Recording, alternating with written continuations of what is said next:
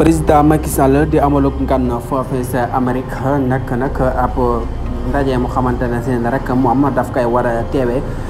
su mel nag ay manifestation tukkee fa nag am fa manifestation yooyu nag metti trop nag si kii di président Macky Sall ndax dañ na fa lu ne lu wax xat jamono ji man ka fay daj mu kookee di président Macky Sall ndax nag ñi lay fari si waa Pastef ak sympathisants yi partisans yi répp rek ñoo àndandoo di wane seen naqar li nga xamante ne si ne moom la yore état bu Sénégal ba tax na rek mbir ma mujj naa métti trop si ki nga xam ne moom moo di président Macky Sall ba tax na rek doon barricade sax li nga xamante ne si ne moo di foofee mu nekk.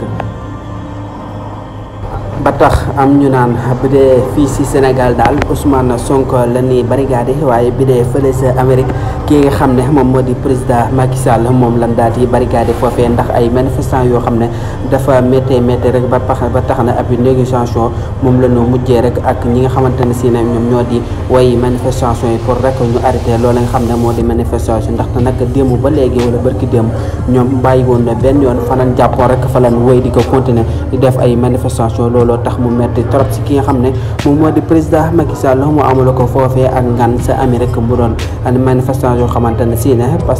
Pastef yi ak sympathisants ñoom ñëpp rek ñoo ko bokk def di amu ko naqar si nga xamante ne si ne ni président Macky Sall yore état bu Sénégal.